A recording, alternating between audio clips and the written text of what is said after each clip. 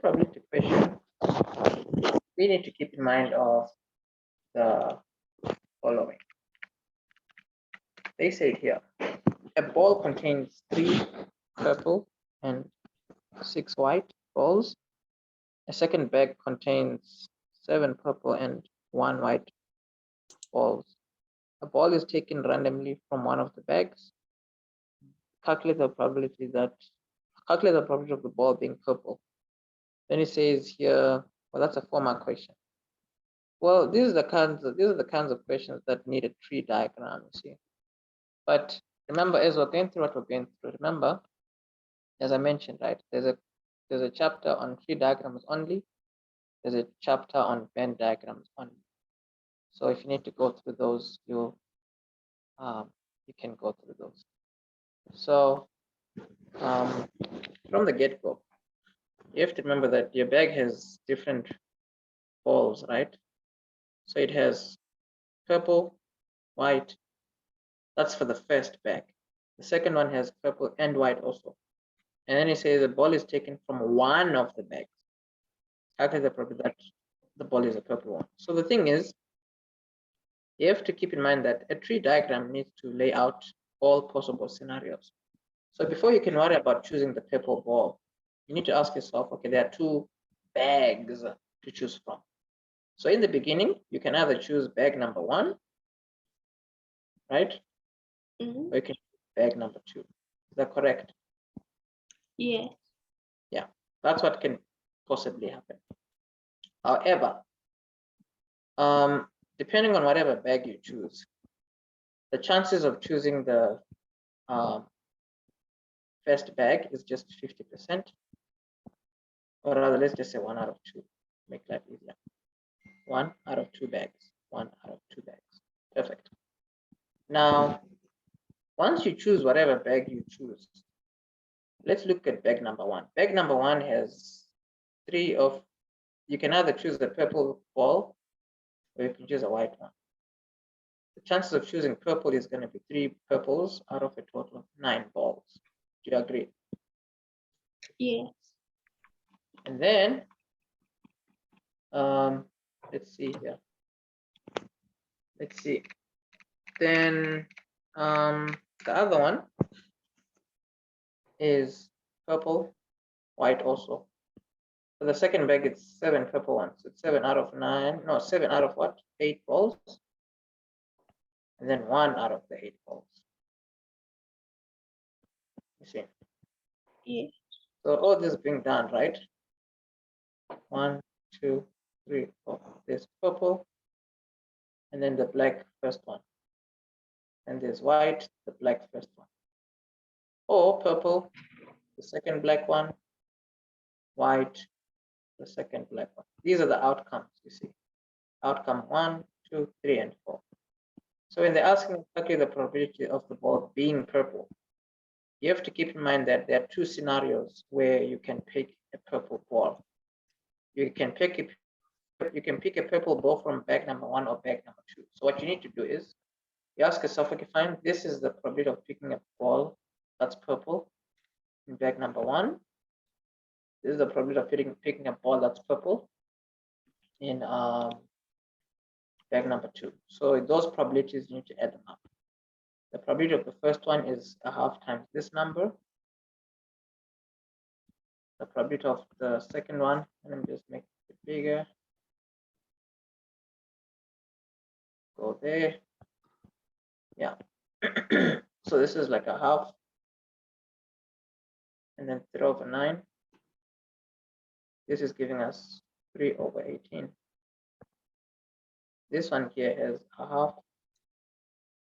And then 7 over 8. It's giving us 7 over 16. Lima, the first one is 1 over 6, not 3 over 18. Yes, yes, yes. If you simplify. Oh, yes. Okay. So 3 goes into itself once, 3 goes into 18. Yeah, never mind, you're still right. Nice. So if you add up the probabilities, here's what you have now. So you can just get it. What do we get? get 29 over 48. 29 over 48. Yeah. Okay. Let's see here. That makes sense now. Oh yeah. But Leela, if they take a ball randomly out, right? Mm-hmm. Would your base change or would the top one change? The one at the bottom would change because you're removing. Well, both would change because the thing is, if you say, well, no. The thing is, remember, you're not talking about taking. Okay, with whatever you're talking about, it's for a different scenario. But then, depending on if say they're saying you don't replace a ball in a scenario where you're taking out two different balls one after the other. If you don't replace the ball, it means the total number of balls would be getting down. And it means that the number of balls for that color will also be going down. Okay, because this one says a ball is taken randomly from one of the bags. Mm-hmm. So it it means, doesn't change yeah. anything. Yeah, so this one doesn't have anything to do with a ball being replaced or not, because we're just taking one out anyway. So we just have to decide that since we're taking one out, we can pick them from one of two bags. That's the first thing that happens. The moment we would have decided which bag we want, then we would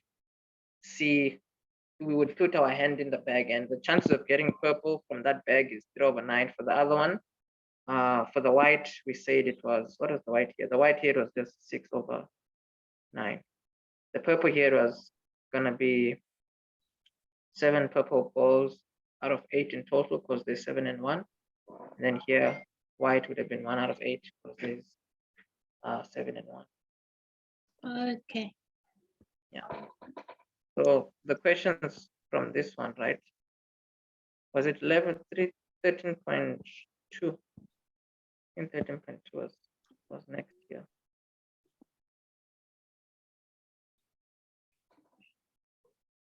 What is 13.2 saying now? Oh, 13.2 is the question that has these things. Yeah. 13.2 says for a sample space and events A and B, it is given that these are your probabilities, right? They say it here, the probability of not A and B. Wow. Which is written as not A and B is equal to 5/12. The probability of A and B is 1/6. The probability of 1 minus A or B is 1/3. Wow. Yeah, so this question is throwing some serious hands. I don't even want to lie. It's throwing some hands. So in a situation like this, you just want to stay calm. When I say you just want to stay calm, I am talking about how, you just have to take things one statement at a time. So you're taking things one statement at a time, right? All it means is you're just gonna have to draw this out bit by bit. Because when you can see whatever they're talking about, right? Like when you can write it out and draw it out, it makes it a bit easier for you to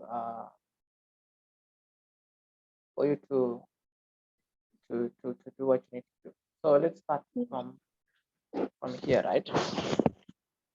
They said the probability of fortunately we're only dealing with two events. It's probability of A and B. So let's even do our Venn diagram. Fortunately, it's just two events. So when it's two events, and also keep in mind how it's a 3-mark question.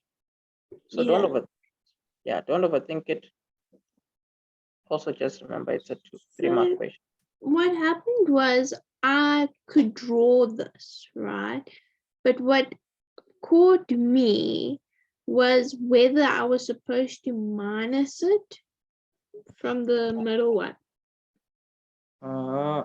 Well, so the thing is, my conclusion, is my question is how do you know when to take the number and minus it from the A and B? Yeah, So to answer that question, right, in practice, you would have put A here, right? You'd have put B here. So the first thing they told us is the probability of not A and B, right? So you ask yourself, okay, what is not A?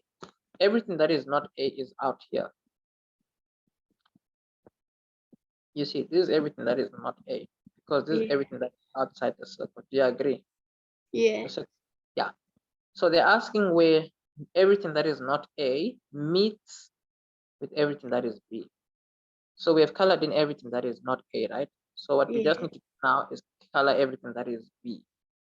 Everything that is B would be here. Yeah.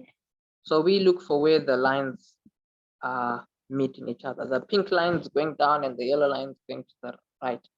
They're only meeting each other in this space, you see? Yeah. Yeah, so that's the space that we need to put in a 5 out of 12 because we're dealing with probabilities.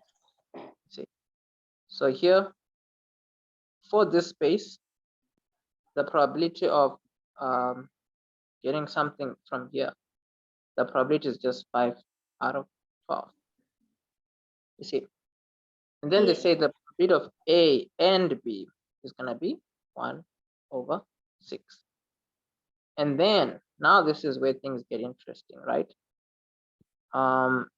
Because here actually our what we should actually write here is the probability of A, and here we should write the probability of B because we're dealing with probabilities. But then, yeah, let's actually just get on like that so that we don't lose each other. The reason why it's important to put P and A there and B and P is because we're working with the probability of these things happening, not the number of items in A or the number of items in B. You get it? Yeah. Yeah, so that's why we're doing what we're doing, because the probability of A and B, the probability of A and B is 1 out of 6. The probability of not A and B is 5 out of 12. So here they're saying the probability, right? If you say 1 minus A or B. That means not A or B. So that will be on the outside. Perfect. That's such a smart way to look at it. See, because this is the probability of not A or B, because 1 minus anything that is A or B is not A or B. So what you want to ask yourself is A or B is taking everything in A, coloring it, everything in B, coloring it. So if they're saying not A or B, they mean everything that is outside, which is the part out here. You see, so that part is 1 out of 3 because they said everything that is not A or B is 1 out of 3 because this here is A and this here is B. So the opposite of everything that is not that is the outside here. So because we're dealing with probabilities, remember your sample space will always have to be a 1 because probabilities add up to 1. So you automatically know the probability of this thing in here. See this part in here. So the probability of this part here, you can just say 1 is equal to, you can label this x plus 1 out of 6 plus 5/12 plus 1 out of 3. All this in the calculator. What do these fractions all give us?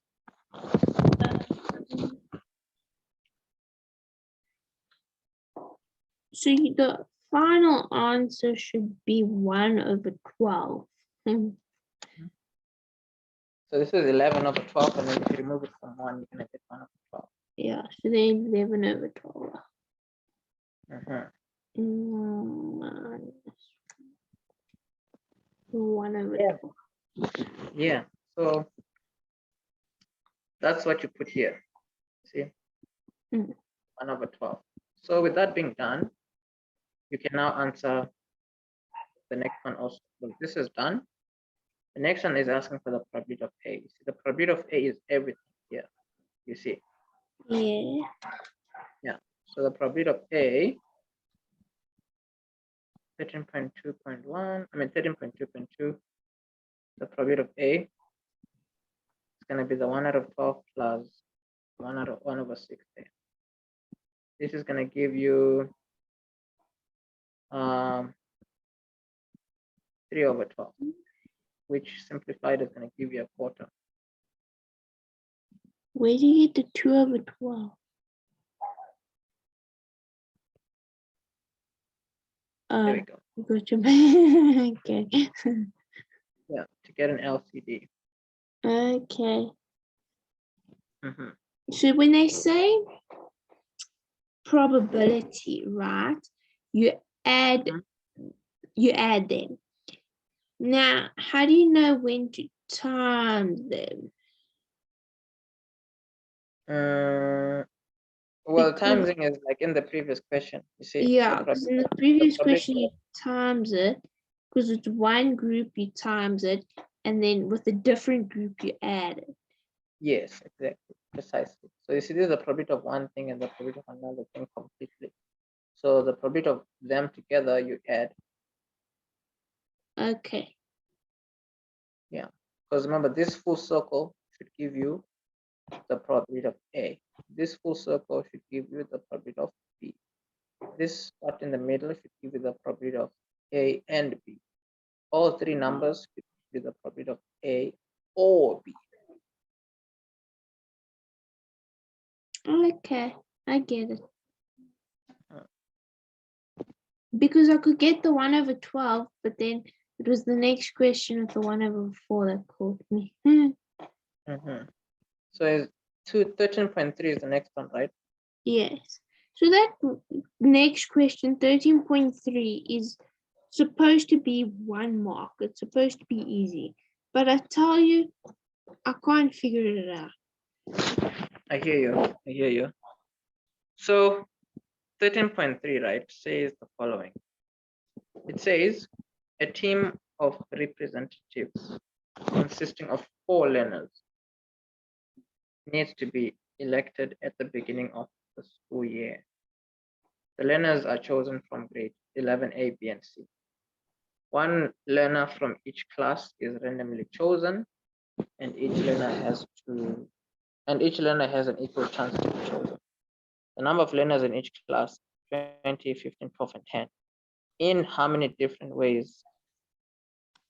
Calculate in how many different ways this team of representatives can be elected. So the idea is it's 4 people.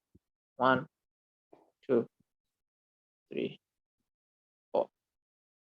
What you need to keep in mind is this first position. How many options do you have? You have 20 people. Yeah. So here you put 20. The second position, you have 15 people to choose from. And then you have 12 people to choose from the next one. And then you have 10 people to choose from the last one. So the total number of ways you can have representatives is going to be these numbers multiplied by each other. And because it's a person, it's not factorial. Yeah, because it's just saying you have 20 options for this place. And in the next place, you have a certain amount of options. Factorial is only used when your numbers are decreasing all the way until 1. It's just like a convenience when you're writing. So I know where you, yeah. I learned something new with that. With counting principles, it's not really new. If you use digits or letters, you don't use factorial. If you can rearrange something like people, like they can, you always use factorial.